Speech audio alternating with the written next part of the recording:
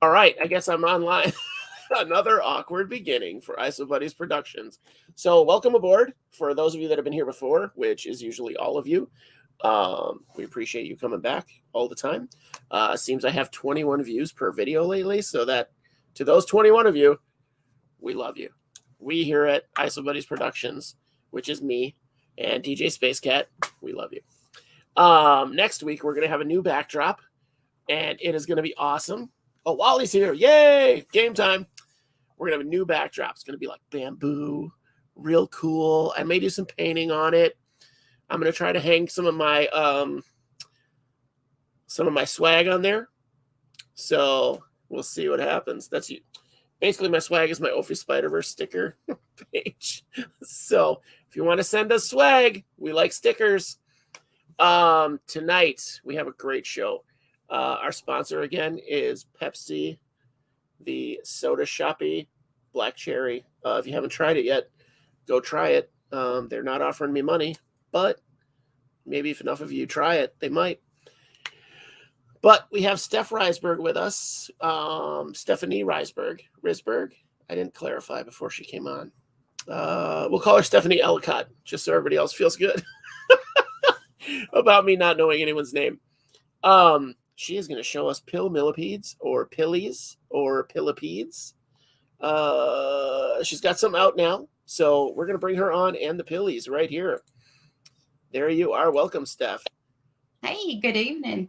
How do you pronounce your last name? Risberg rhymes with Risberg. With Okay. miss. Riss rhymes with miss. There you go. Gotcha. And where are you from? I'm from North Alabama, Decatur, Alabama. Okay, I was trying to place the accent. So that's fine. I ain't from New York. We haven't had anybody from New York, so that's fair. I think that would be a fun accent to have on the show. You'll have to get Kevin then, you know. Kevin who? I'll probably butcher his last name. Nasser, Nasser. I'll look him up. Okay. Yeah, you're already getting some. He's a big millipede guy. He's got some isopod too. Okay, I'll check him out. I've probably spoken to him in the past at some point. Now, we're seeing some of these pillipedes. What species is this specifically?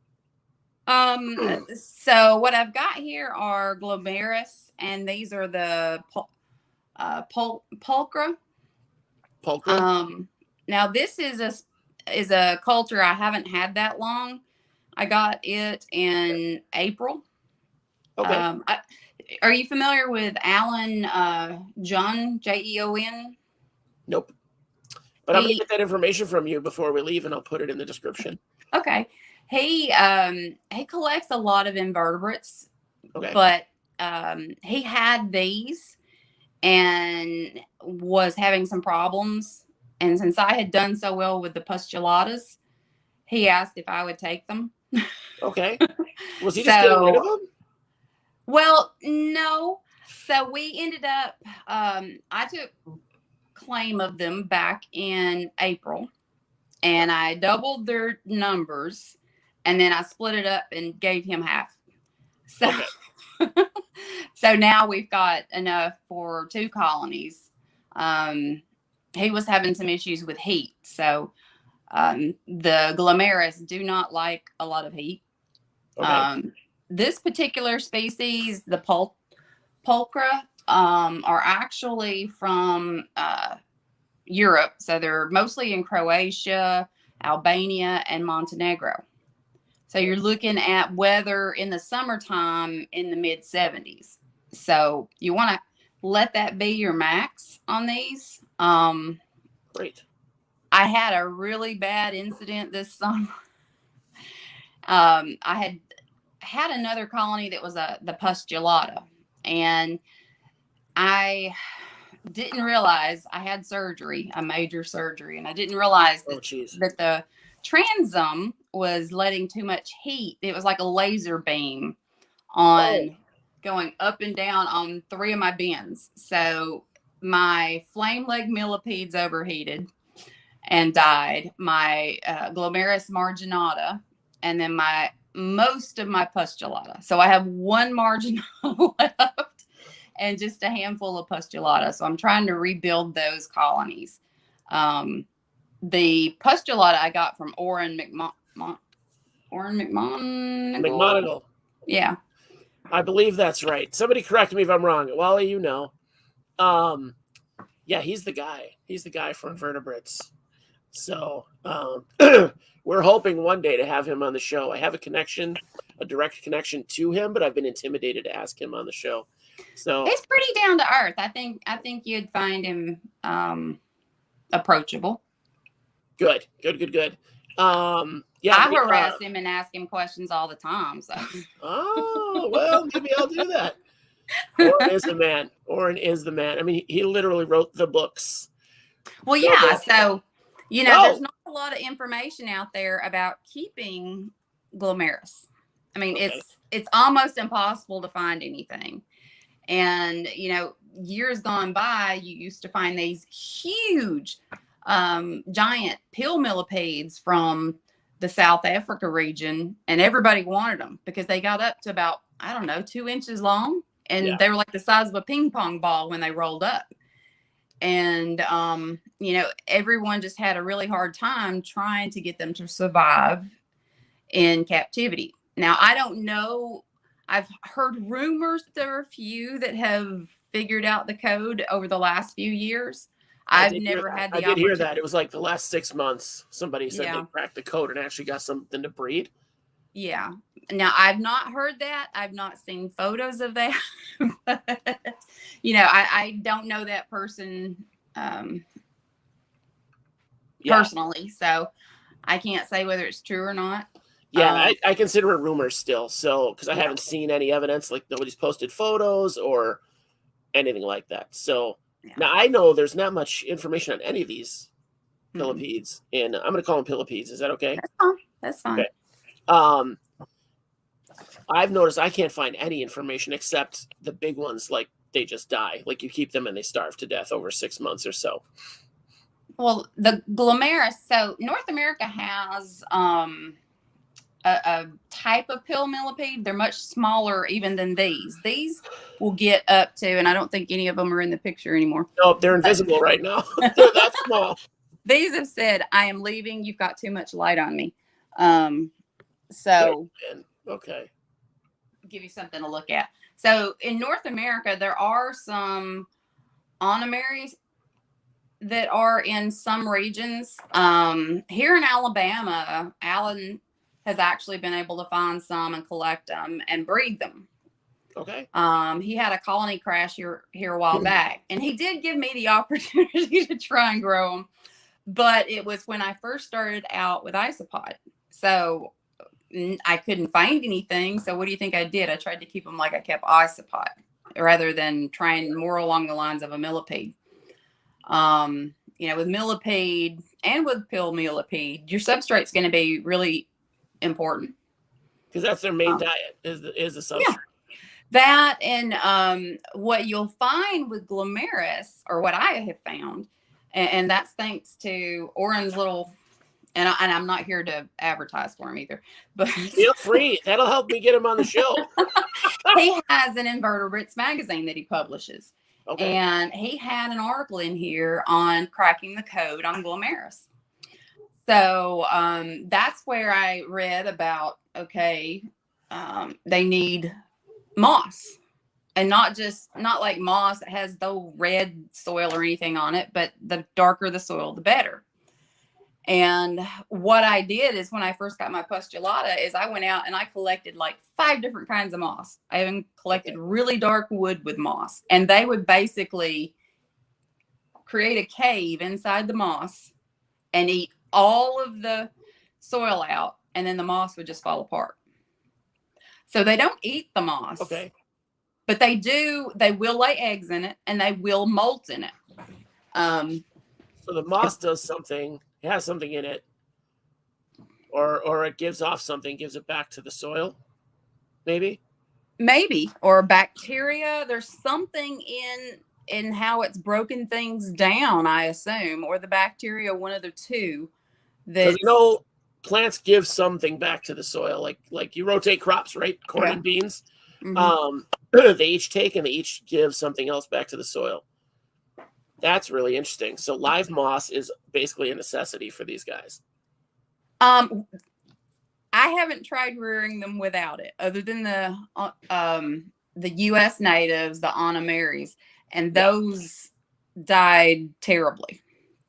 Now these guys do like it a lot more humid than you would find any of your, well, most of your isopod. Okay. And pretty much any of your millipede other than flatbacks. So they like it really humid, and they really do like different kinds of moss. They like usually the taller types of mosses where I'll show you an example. So on this particular one here, okay, it's got some height to it. Oh yeah. But if I dig down in here, and I know the light's not so great right here, I can find there's actually some Pillipede eggs in there that have been laid that are not covered in soil or digested wood. So they just left them right inside the moss, like the strands of the moss. And I'm going to show you this. Now, these, if I start breaking this one apart, you're going to start finding. Yeah. They're all in this. They really like hiding in this one. I mean, there's. Yeah, look at them. There's like a half a dozen right there. And eggs. It looks like eggs to me anyway. Yeah. Those are eggs, yeah? So as I pull this apart, there's more down in there. So they use it and they'll eat the soil. You can see how much soil is there. Yeah, amazing. And then what you end up with are pieces like this that they've pretty much destroyed. Well, and that breaks down too, yeah? Yeah, it does. You could probably stir that back into the soil and just let it.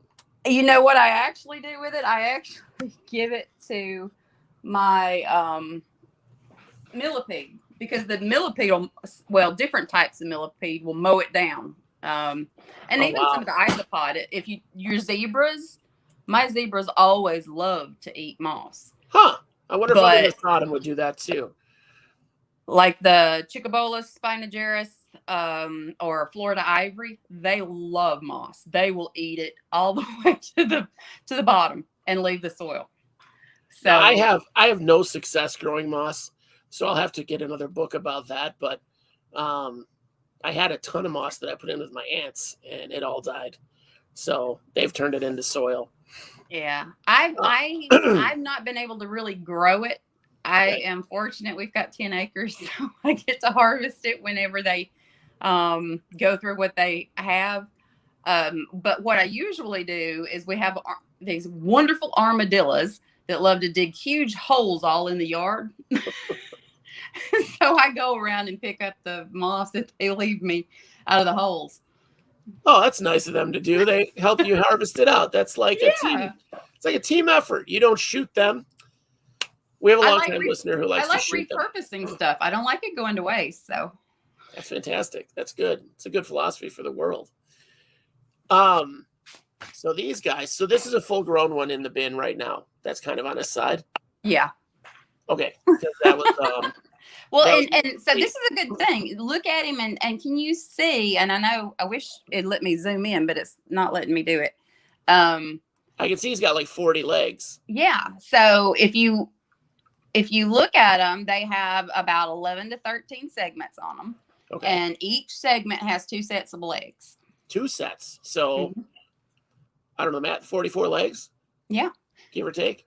So, your head and your tail end will not have legs, but I mean, it's interesting. And then they're similar to, well, I don't know if I want to say similar to millipede, but with the way they respond to whether you're picking them up or they get scared. They have pretty much 2 different mechanisms to try and defend themselves. So they can either curl up in a ball, and they're a lot like the armadillidium, where they'll curl up almost into a perfect ball, but not quite. Okay. And then they also have that poor little guy can't get over. I know. I'm like, help him. got nothing to hold on also to. have defense secretions, but Okay. I have never had a pill millipede exude any of the defense chemicals on me. My Smoky Oaks just like to drop a BB-sized turd on me every time. Oh, Every time I picked them up. try getting a giga and see the turd that they drop on you. I have not been very successful with millipedes, so I don't know what code I'm missing. I think my soil's great. I know for sure in the beginning it wasn't deep enough, but I have not. I've kept Smoky Oaks, bumblebees, scarlets, and what is the one I have now? I can't even think, but it's like the tamest one. Ivory. I have like one ivory left. Yeah. And they really don't care about being handled at all. I love them. Yeah, they're really pretty, and was one of my favorites. Everybody says ivory are good starters. They're great to be seen, but the problem is I tend to overwater them, and they don't like water. I mean, if you think about it, you can find bumblebee, scarlet, Smoky Oaks, and ivory all in the same region in Florida, and it's scrub oaks and things like that. So it's pretty dry and sandy, and I just feel like I need to water them. Like the isopods, yeah. Well, I definitely overwatered my millipedes last night then. So it wasn't swampy, but yeah, I definitely overwatered them last night because their soil is pretty dry. So when I got to them, they have kind of an open top. They're in a 2.5 gallon with like the slide top screen that I have like halfway covered. But I do love my ivory so much. I need to get more. I'll be in contact.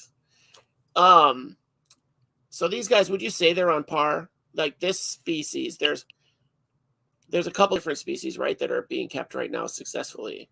Yeah, so just in Europe alone, there's over 100 species. Now, of that, I think there's only a handful of the glomeris that are being kept in captivity, even in Europe.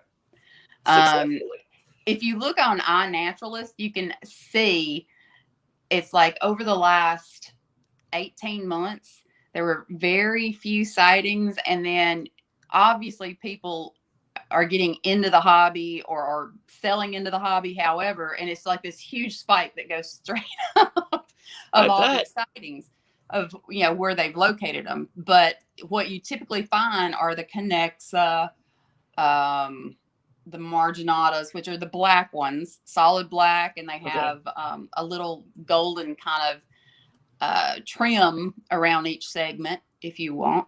That's the perfect phrase. I love that phrase, the trim. That's everybody calls it the skirt, and I can't do it. I'm like, no, it's like I call it a highlight, but trim. I'm gonna use that. You just changed my vernacular.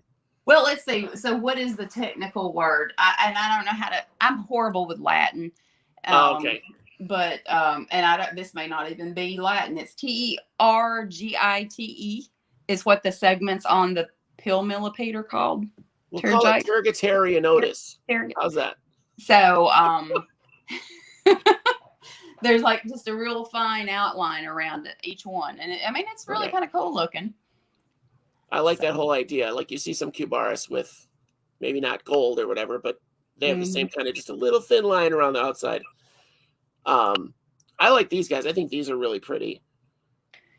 Yeah. So now there are some in the out on the market that are a lot brighter, but unfortunately those are on the other side of the ocean, on the other side of the pond. So they're illegal right now to ship internationally, right? Yeah, unless you have license. Now you can get a license to import them, and I was going through that the PPQ process, and I got a conditional approval pending inspection of my secure room, and I just haven't taken it any farther. So I kind of set it aside when I had illness and didn't go back down that road yet. Surgery puts things on hold, right? puts Yeah, licensing on and hold. my understanding is the cost to import them by the time you pay taxes and duties is easily over $800 just in duties, taxes, Wow. paying your customs broker, and all of that. Now, I may be wrong. Um, I've never tried to do that and see. I mean, I used to ship a lot of really big stuff when Yeah. years gone by with my in hydraulics, but yeah, we're buying whole containers, not little bitty boxes of stuff. So Oh, somebody, Ants Flagstaff's been trying to get a permit to ship ants. So he says, I feel you. Um, he's in Arizona, or yeah, he's in Arizona. His name is Josh too. So good yeah. kid.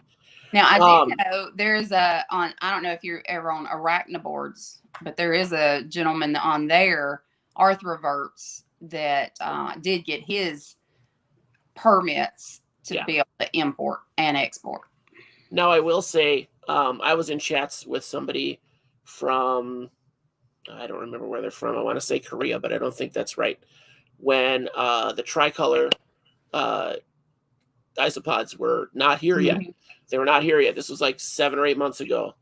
Or if they were here, nobody was talking about it. And for I think it was for seven or eight, it was going to cost me $600. So I imagine that all those taxes and everything is totally legit. Yeah. And that was like it shipped to a guy in Canada, and then he had to ship it to a guy in New York. Then the New York guy made sure everything was okay. Like kept him for a couple weeks, and then he shipped them to me. Yeah. So it was crazy. They never really got back to me, but I was down to do it. I was like, I need to do this because if you're the first person to have them in America, that's a license to print money if you get them Yeah. breeding. And you look at Ben at icepod.com, Yeah. He's got his permits. So, Okay.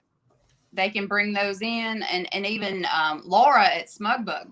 So, Yeah, of course. But sometimes you've got people that are bringing in more than just isopod. It could be arachnids or other inverts, or even geckos or other reptiles. So, For the sure. more you're importing, it becomes inconsequential.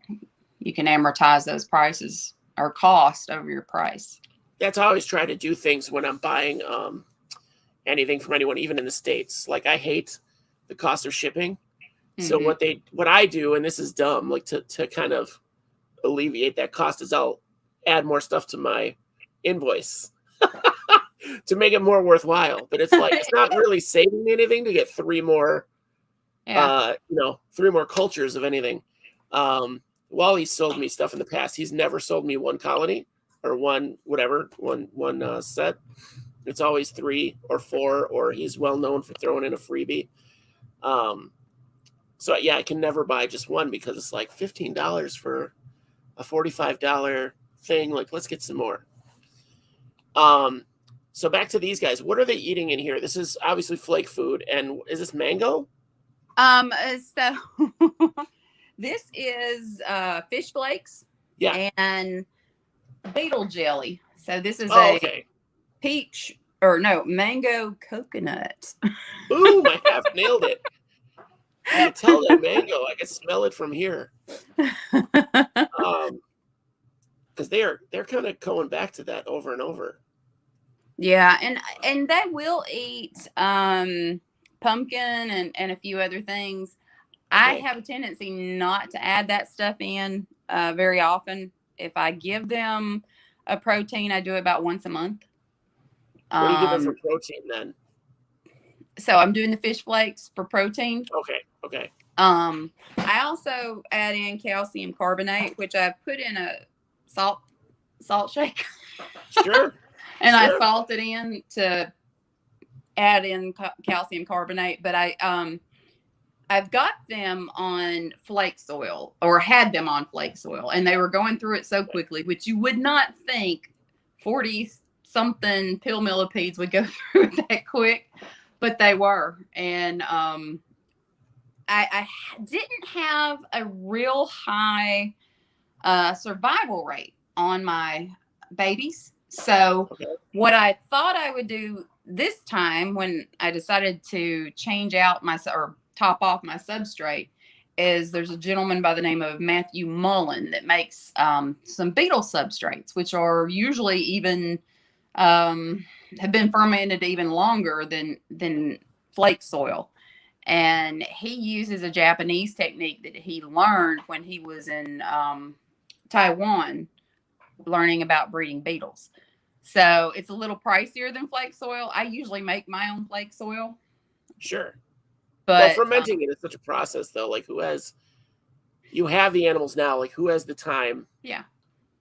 Now, that said, I have a 40-pound bin of soil that is fermenting. I haven't touched it in 6 months. Yeah. So, it's brewing with. I've got some too, but with the volume of millipede that I've got right now, I'm having a really hard time keeping up with flake soil. I can keep up with rotten wood and boxes of leaves and things like that because I collect it locally in lichen and so forth. But the flake soil, I think I'm gonna have to get one of those cement mixers or something.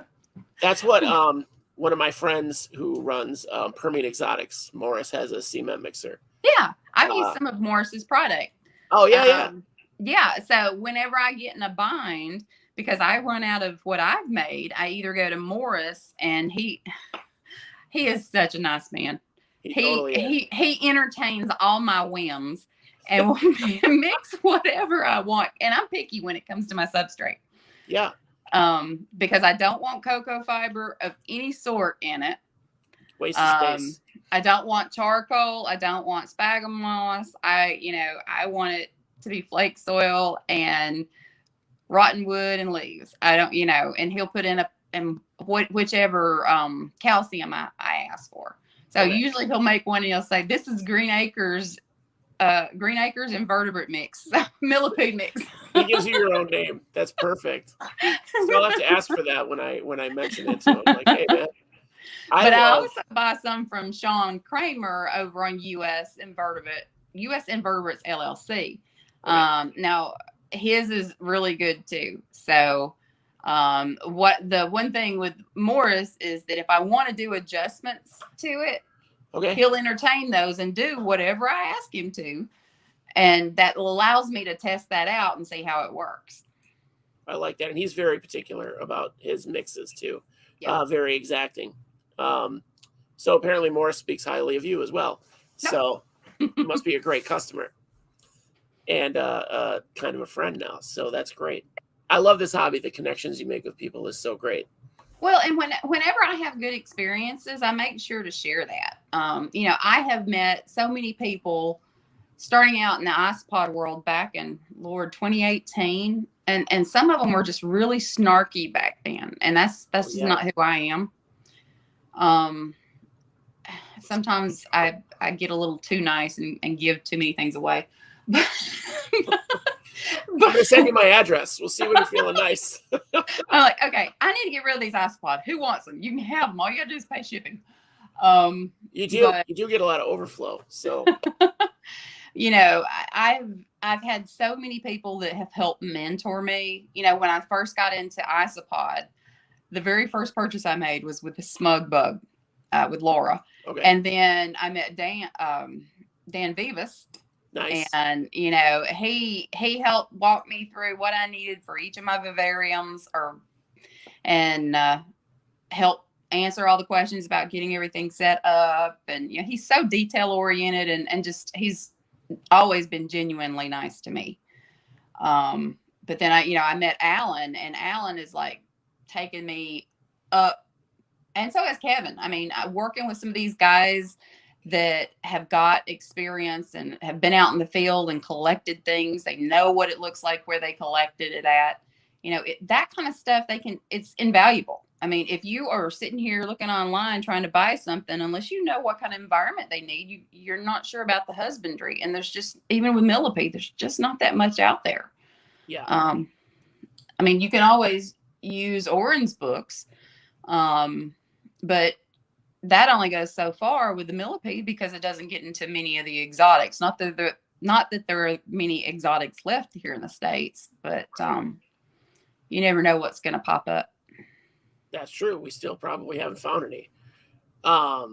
we just had a listener / friend of mine. He went on vacation and went into caves where he was literally worried the tide was going to come in and he wasn't going to have anywhere to be to get these crazy isopods that live in these caves. And they come down and eat whatever the tide left in these caves. But they're pretty huge. They got to be like this big around, it looks like, on his hands. Oh my. So, yeah. Very flat. They kind of look like giant canyons to me. I need to get back in touch with them to see if they're still alive. He set up something in his refugium for them so they could live in next to his saltwater tank. Yeah. Because they need that, obviously. So not for everybody. But I feel like that's a lot of species that we're getting into now. The exotic things are things that are more difficult to keep. So and need more specific care. Yeah. Yeah, and that's something if someone buys millipede from me, I usually give a little more advice than they probably care for. I'll be like, okay, now if I were you, I'd stay away from walnut and hickory with millipede, and I go into explanation of why, not just do it. But if you buy something that doesn't have pretty standard care, I almost always at least say, hey, have you had experience? And even when someone says, hey, tell me what millipede you have, or isopod, or pill peds. Okay, what kind of level are you at? Are you just now getting into them? Asking those questions, trying to figure out how much help they need.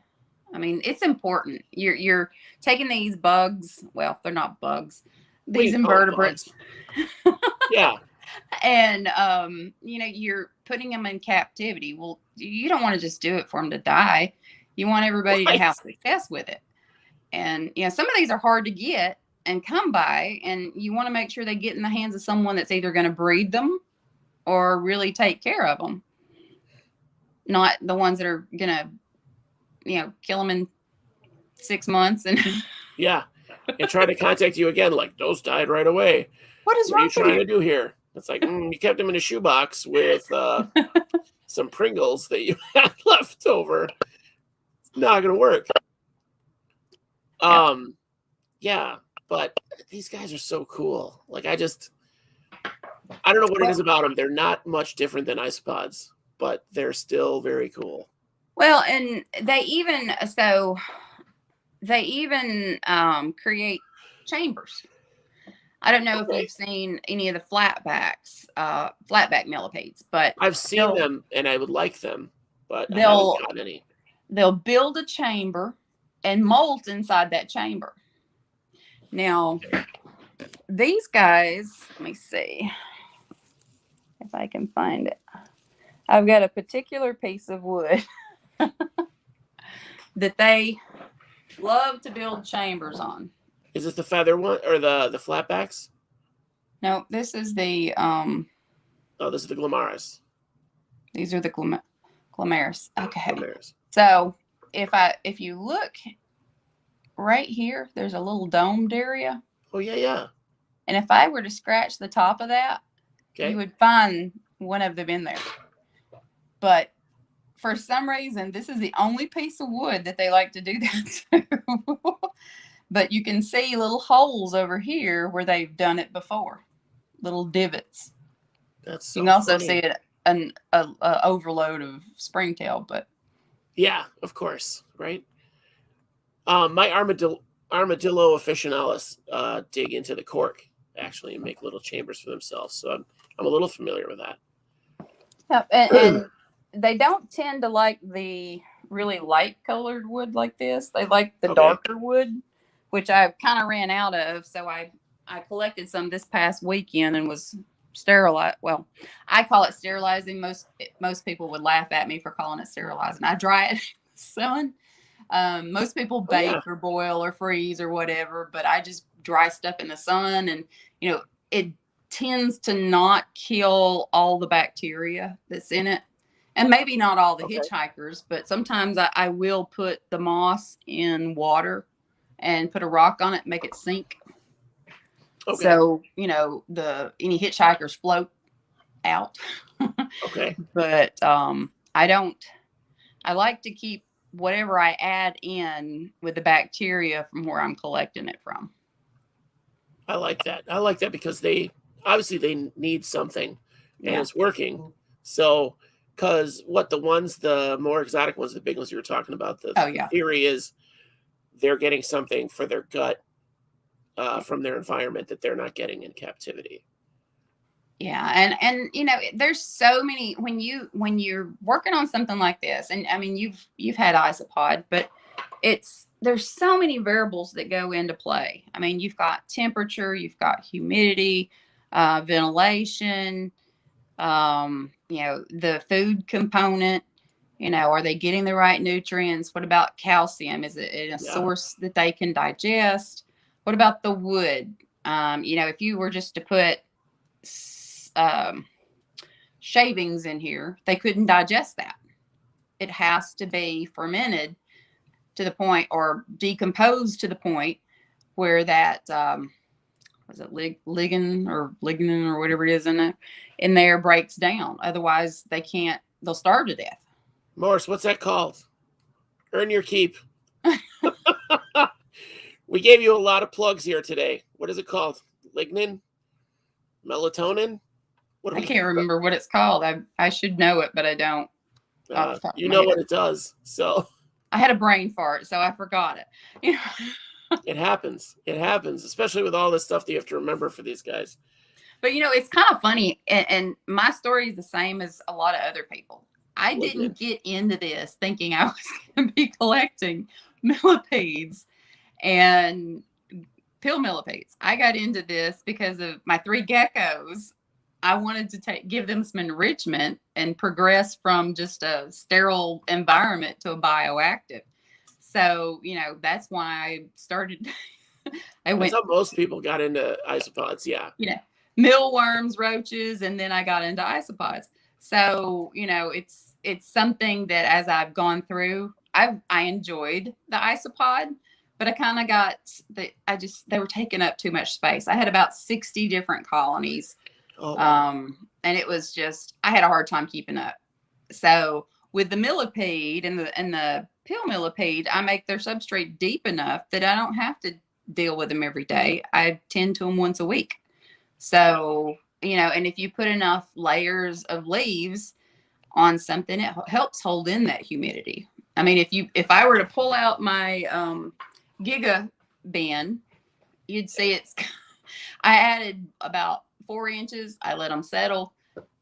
Add another 4 inches, let them settle, and just keep piling them in, especially this time of year, because you're trying to get them to breed. So, and cycle them through. Is this kind of their time? Well, so my understanding is there's a wet and a dry season. And if you want to get them to breed, to start, making sure that it's damp, lots of leaves, because that's kind of a cue for them. Okay. That's that's true with a lot of stuff when you're breeding it. So yeah, that's nice that it trickles down to millipedes. That's kind of interesting. Because in my experience, well, just the species that I have very basic species of isopod, but they don't need any any encouragement whatsoever. No, there's a lot of them that don't. And then I had some that I struggled with terribly, and my mentor there was Fernan Benez, isopods. He helped me out tremendously getting, my colony started. But I also, there's sometimes you luck up and find a species that no one knows is here in the US. Shh. I had 2 different cases of that last year. Well, one this year, one last year. I lucked up and found a guy that had Gregorius, and I knew nothing about them. And there's not a lot of information out there. So I went to Tony Webb at Venomous Visions. So, I'll tell you, he is another one that is really great about giving you suggestions and helpful. I'm never going to buy anything from Tony because I can't get, well, let's say I do get my permits, then that day could come, but I've never purchased anything from him. But he is willing to go above and beyond to help a fellow breeder out. And that makes a huge difference. Well, I love that. And a lot of the folks that do it, then they get word of mouth. They get, they ask like, hey, who's got this? And you bring up his name and then talk about how much information he's offered to you for literally nothing. Yeah. So nothing in return except for knowing that those animals are going to be better kept and than they would have been. I love the fact that most of the people that are doing this, now there are some that are in it for the money, but there's a lot of money that goes into some of these if you're bringing them into the States. Oh, yeah. But, when all is said and done, most of the people I've worked with are very helpful. Now, there are some that are very secretive and don't want to share their tricks of the trade, and that's fine too. We were going to have a guest on the show that they just never contacted me back again, but the first contact they had was like, there's things I can't talk about. I need to know about what you're going to ask me well in advance because there's things I can't discuss. Yeah, my trade secrets or whatever. And I was like, trade secrets? What are you talking about? But there are some species. I was really new in the hobby at that point. So there are some species that definitely take some finesse. So I get it. But at the same time, I'm not used to that mentality in this hobby. It seems like it's almost alien, that thought process. So, amongst when Cubaris first came out, it was pretty hush hush, and even I'm not gonna say who. I tried to purchase some gigas from someone on the market in the U.S. That's as far as I'll go, and he told me, it's a guy. All right, we're narrowing it down. I had been breeding millipede for a couple of years, and he said, "I'm not selling them to someone with inexperience just so they can kill them." And I'm like, well, what makes you think I don't have experience? And that was it. He just, pretty much cut me off. I'm like,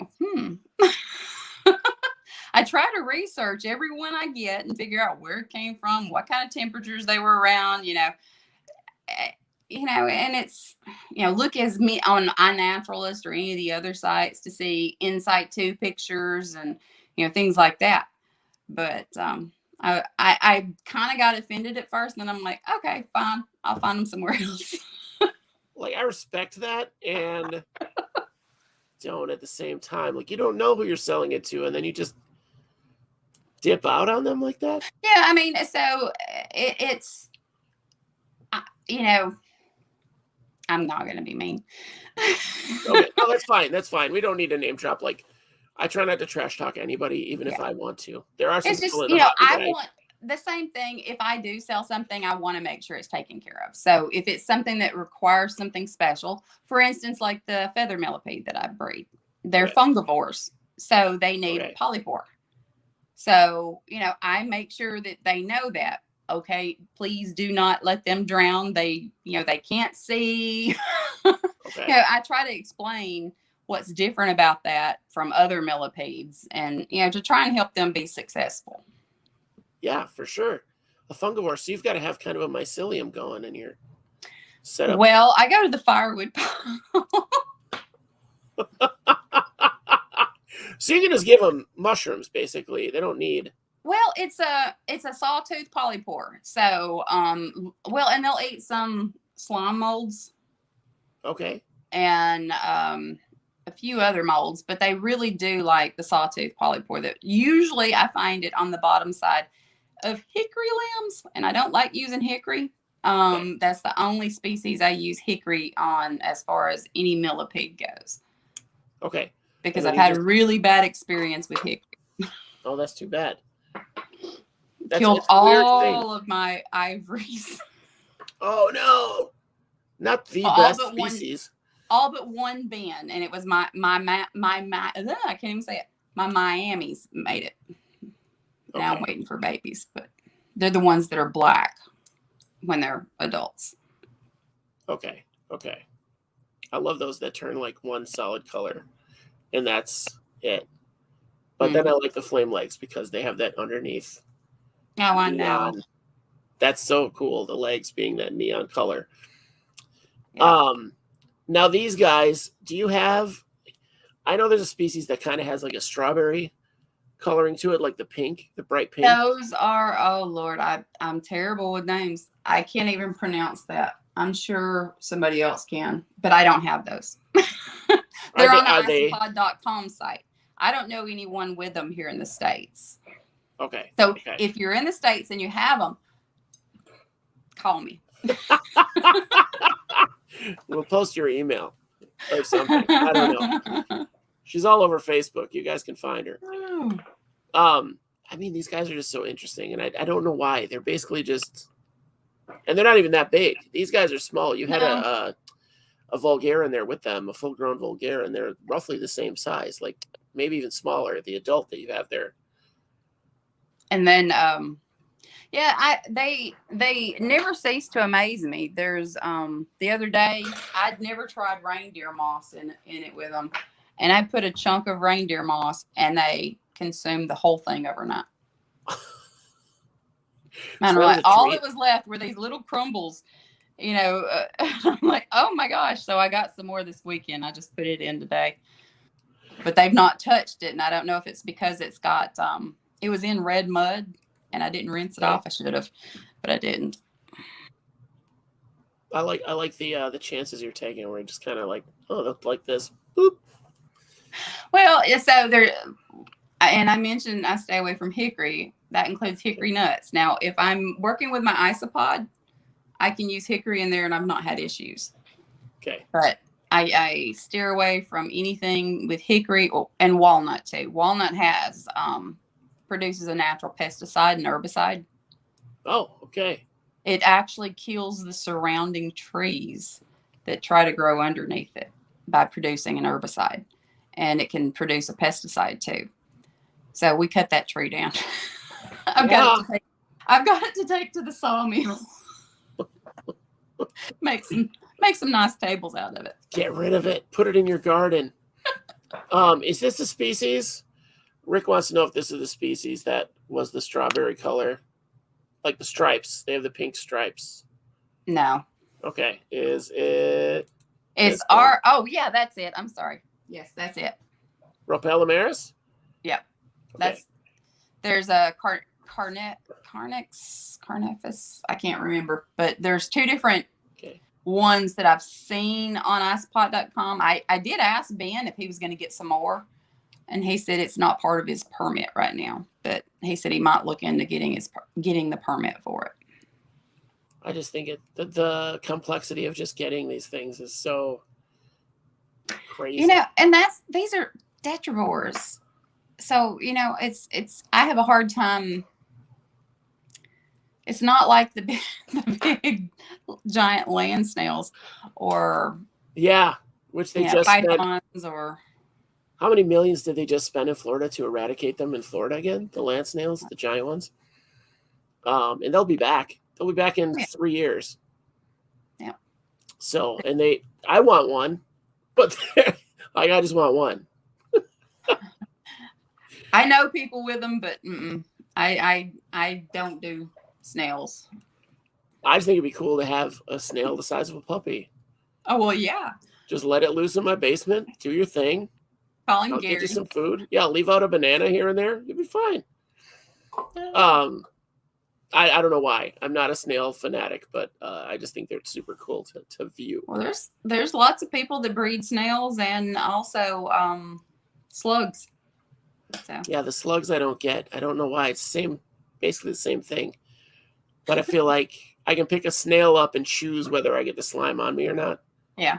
But everybody tells me they don't understand my family. That's the reason I created a Green Acres Invertebrates Facebook page, because my family and friends were like, you gotta quit posting that nasty stuff.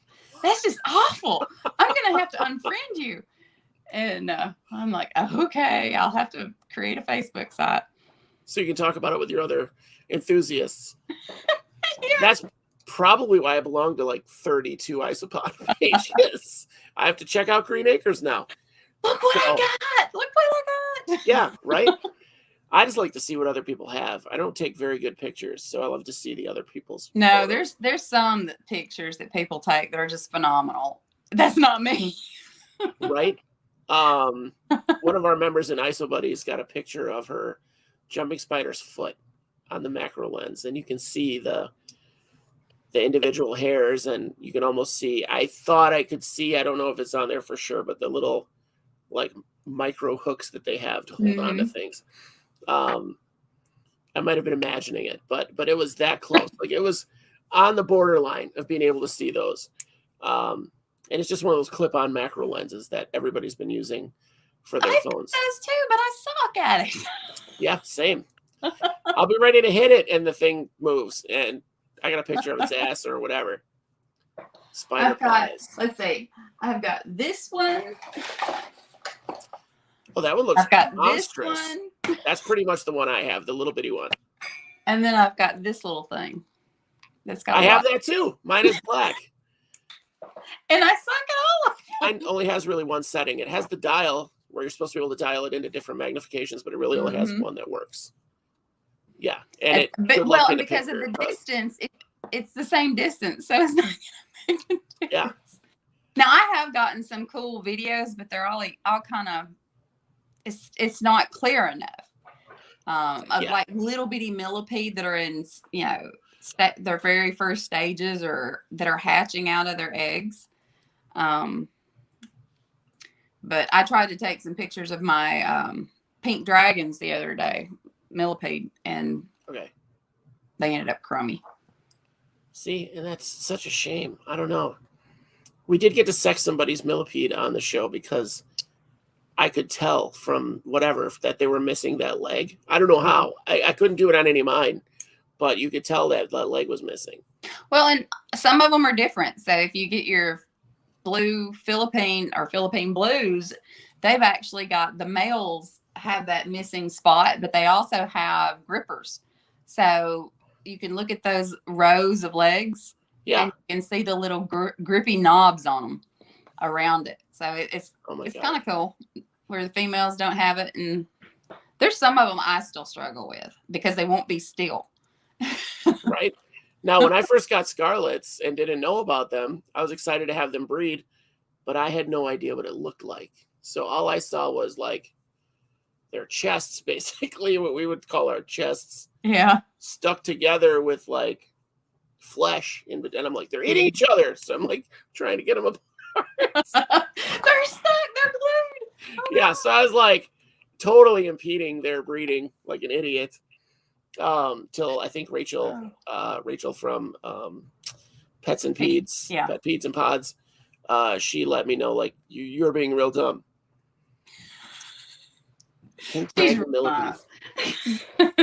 Yeah. I was like the total cock block for these poor millipedes. Poor guys. No good. No.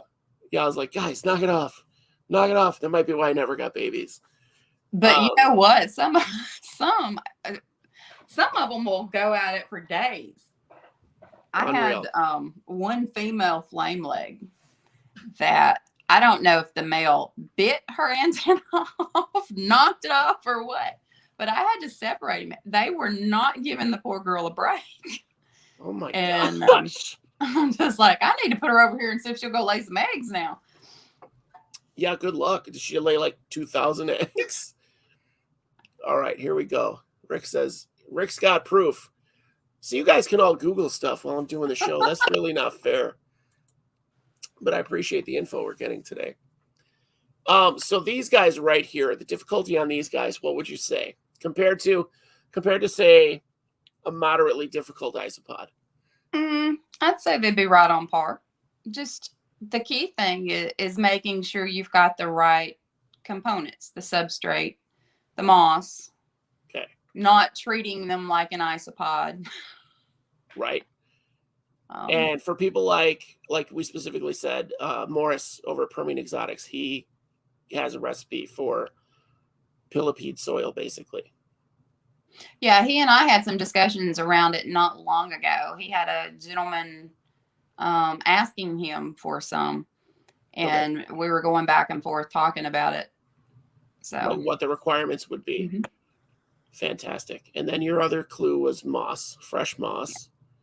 Now, I'm not saying that that's a requirement for all Millipedes, but it seems to be one of the winning key components here with the ones I've had.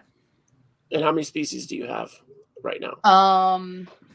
I have 5. 5 species of glomeris. Okay. And these guys are the pretty ones. Yeah. These are the guys that I've had the longest and I've got the most of. Okay. And you said a good breeding colony is about 40 individuals? Yeah, I would say that's a fair colony. Right. And so I started out with my postulata at 6. That took a while. Now, I had babies in 3 months. So little bitty guys popping up everywhere. But and the same with the Poltra when I got those. It was about 3 months that it took for them to have offspring. It takes about I think about 2 months for the eggs to hatch. And they actually breed before they get full size. So these guys will get up to about, let's see, 1/2 inch to 5/8. That's a lot of guys. Yeah.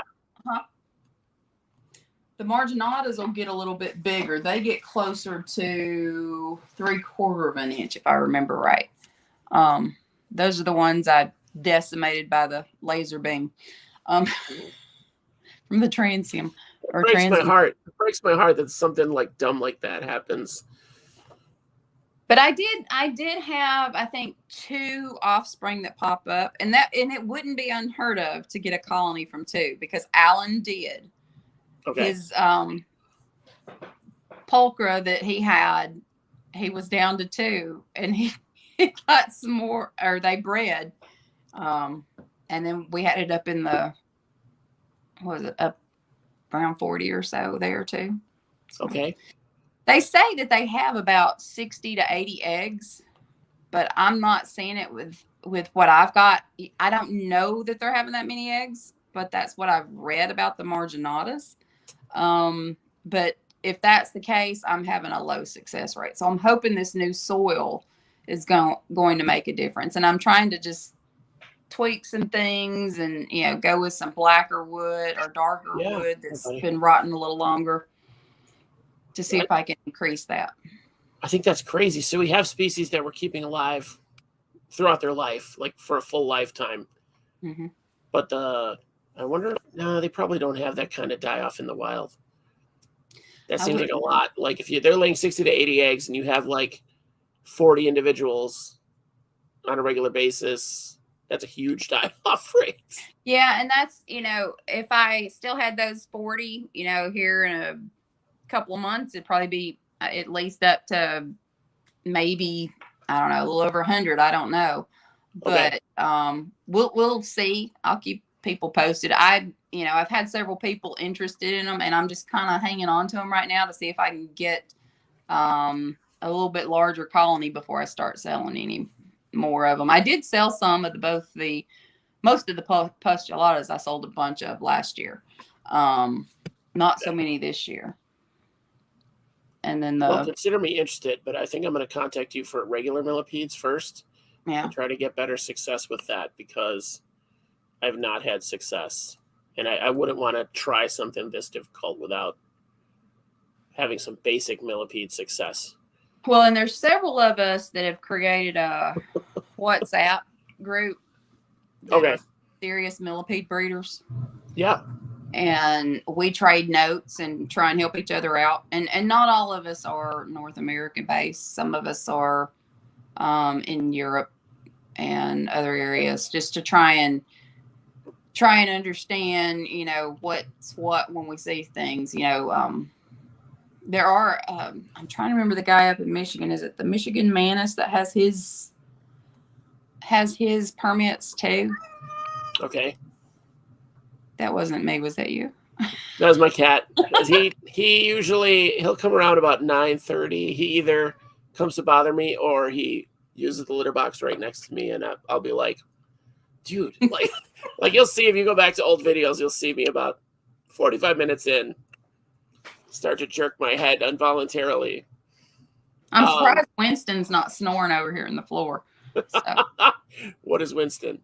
He's a mutt. Perfect. He's a rescue. I don't know what he is. He's a dog. Just call him free dogs here. We got a free dog. He's 13 and he's lost pretty much all of his hearing and sight. So. Oh my gosh. That's my neighbor's dog. I like to see this big Millipede has been just bulldozing through the little guys the whole time. It's just like, I'm going here. Well, so the biggest one that's in there is an undulata. And I hear that they haven't been bred very often in captivity. Now, okay. I don't know if that's the case or not. I just grabbed one that was on the surface and put it in here with this so we could have an adult in there. So now the undulata is a different species, but they're the same size basically as the other guys. Yeah, they get a little bit bigger than the others. The glomerus that's the marginata that's in there. Let's say there's one that's solid black somewhere. It looks like he's balled up at the mango. I'm pointing at him right now. You can't tell which one I'm pointing at? Yep, that's him. So he is tiny for a marginata. The marginata get up to about 3/4 of an inch. So okay. That's respectable. But he was one of the few offsprings that survived the laser beam. Hey, he's a survivor. It might have stunted him like smoking. Well, and I had at that point I had like a colony of over 40. So I'd sold 2 cultures off and went through and explained, this is what I do, this is what they need, da da da da da. But now I wish I could get them back. I'm hoping I need to check with them and see how they're doing and see if they've seen any offspring from theirs. Yeah, that would be great. Again, the community at work, right? Yeah. And I love how many different things people keep. So now behind you, is that millipede bins or is that isopod bins on that rack? Those are all millipedes. Okay. This over here is all millipedes. I do have, so I downsized my isopod. So I have a lot of my cubaris left. Okay. I got rid of a lot of the basics, the powder. Well, you can't ever get rid of powders. I'm trying. They totally invaded my Marina / what's the other thing that's the same as Marina? I can't think of it, but that cubaris bin, that was my first cubaris, and now it's mostly powder blue, so I have to rescue some of the cubaris out of there. Well, Dan, when I first got into ice, he said, don't buy dwarf whites. Well, Laura said, if you want dwarf whites, they won't compete with the ones above. And now I'm like, oh, I wish I'd listened to Dan. I cannot get rid of dwarf whites. I have picked them out of everything. I've thrown away substrate. I have done everything, cooked them, and they pop up everywhere. They teleport too. They're the worst. Yeah. People say if you're going to service that bin, do it last, because the theory is that some of the mankai are so small, you get them on your fingers and don't know it. So, and that's the bad news. And you don't want them getting into your millipede bin because they'll eat millipede eggs and millipede that are molting. I've heard not to put any, I wanted to put them together because I like a community tank kind of thing. But yeah, I've heard from every single person, don't put isopods in with millipedes. Now you could try one that's not a big protein thing, like maybe the armadillidiums or some of the cubaris. Yeah. But I would stay away from any of the Porcelio or, any of the big Spanish ones or scavers or. I have a large ant colony that is in a 29-gallon, and I put 5 different species of isopod in there, the bigger ones, and I put the little house millipedes that you get around your garden or whatever. Mm-hmm. Well, the ones we get in Illinois anyway. They have bigger segments, but they're doing fine. Like everybody's doing fine in there. I wanted to see which one. Hey Andrew, how are you? I wanted to see which one would outcompete the other. I put like 10 of each isopod in there, and so far they've kind of just been whatever. Now, garden millipede will multiply so fast. Oh yeah, they're in a bunch of my bins. So they don't seem to be bothered. Like I know I have a strong population in with my dairy cows, so which I thought would just decimate while they're molting, like you said, or even when they're not because they stay so small. But I haven't had an issue with them like out competing anybody or anything like that. Well, my dendros, and don't ask me to say the whole name. They're the pink. Where have I got? Hang on. I love making my guests walk off. Go get this for me. Fetch. So I had a unfortunate event when my dendros first matured. Okay. And I know they're gonna get me. Let's put them in here. Yeah. Oh, with their little toxic spray or whatever. Yeah. But I had dwarfs somehow got into their bin. I'm sure I got them in there. Yeah. But they ate all my eggs before I realized it. Oh. And then I had a little snail or two that got in there because, again, I sun dry stuff. Yeah. And ate all the way through to the gland that mixes the poison or the chemicals. Defense chemicals. So the snails were eating the millipedes? I've got one that you can still see the scar on her from the snail. And I'm talking, these are the teeny garden snails or what do they call them, glass snails? Yeah, I don't even know. I have about 1 billion of those between my bins.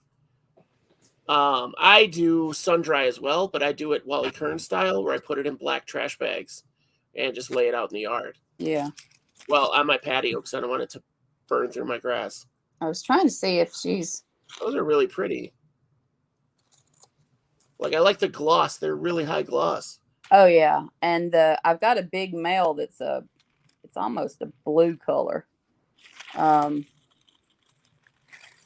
Wally and listeners, you know where I don't have glass snails are the bins that I add Himalayan pink salt to. I don't get any snails there. So in my isopods, I don't know that would be good for millipedes, but when I read that isopods remove metallic salts from the environment, I was putting it in little soda caps and it was disappearing within days. So I knew they were doing something with it. So now I just kind of sprinkle some in here and there when I do my bins. So when I add calcium, I add some, like basically it's pink Himalayan rock salt.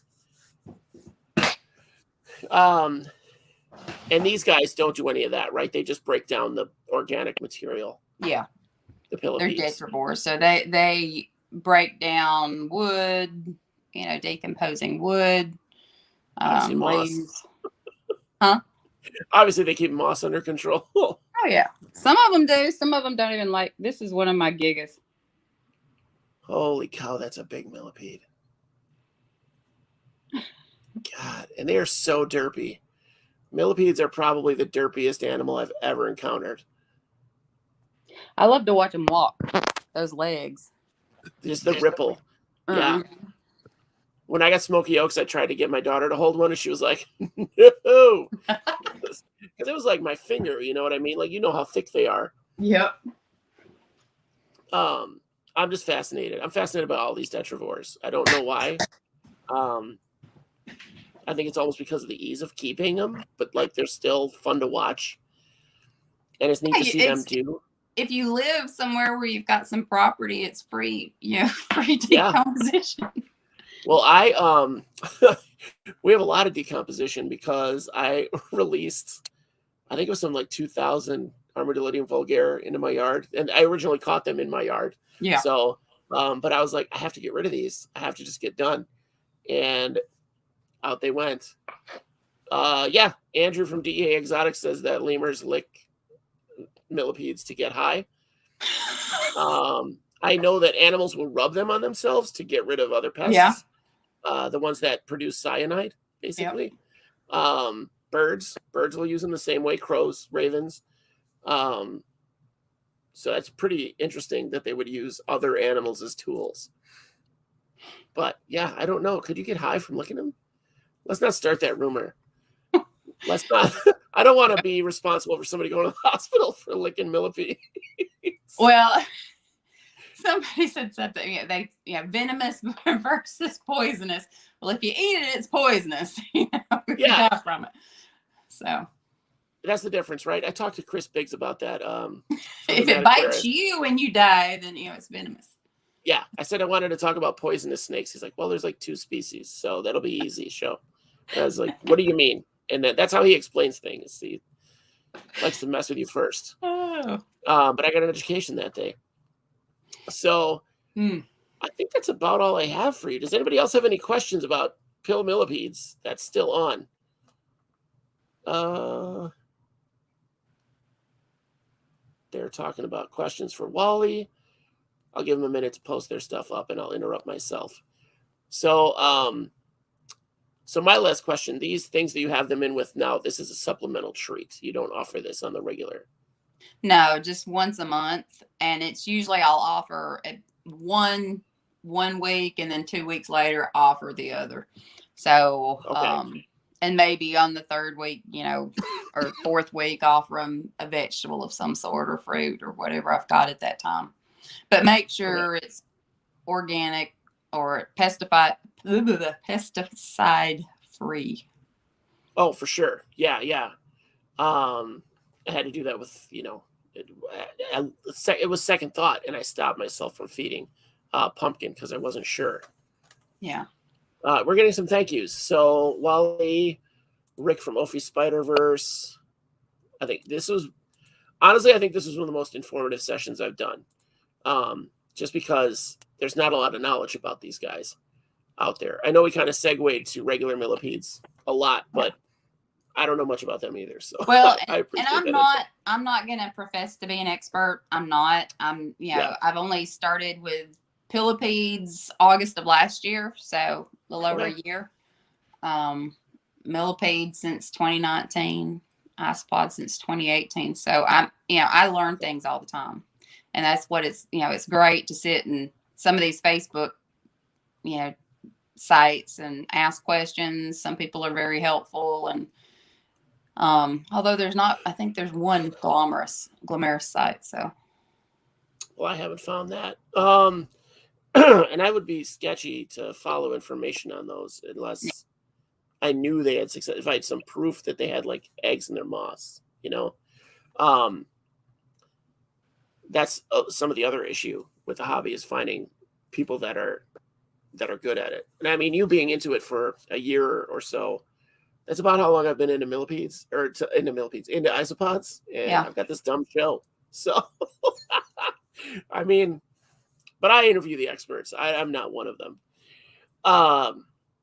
Yeah, I think it was great. I had a really good time. So thank you so much for coming. I know you were nervous. I hope you were comfortable. I was. It's a fairly comfortable format, right? Yeah, it is.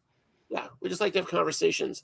The last thing I'll ask you is if you could message me on Facebook those sources that you had, so I can put them up in the whatever the description of the episode, so that people can find out where to go. Because I can't even remember all of them. I was reaching for a notepad, and I'm like, that's not going to make a very good conversation.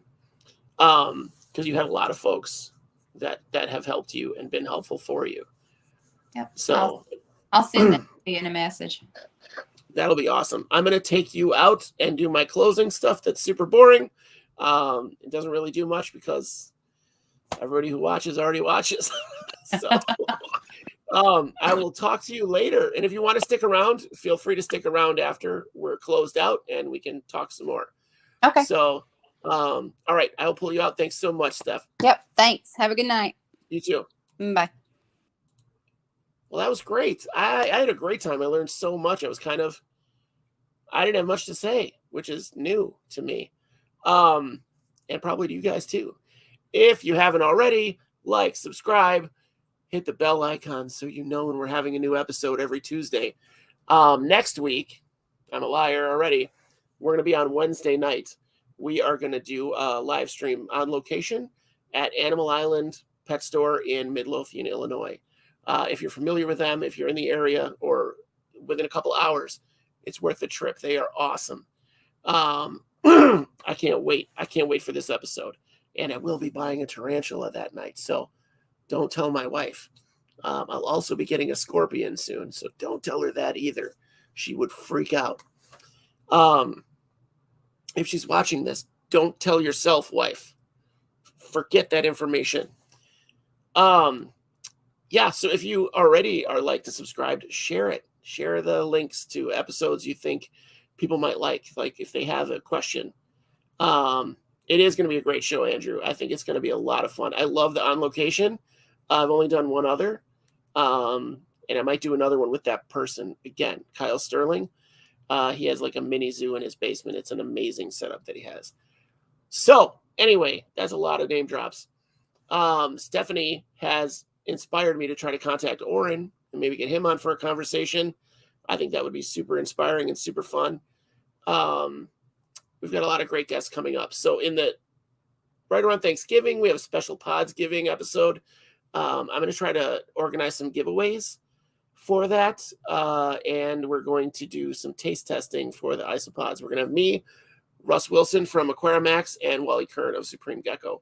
And we are each going to have a camera on a bin of isopods that we've set up for this thing.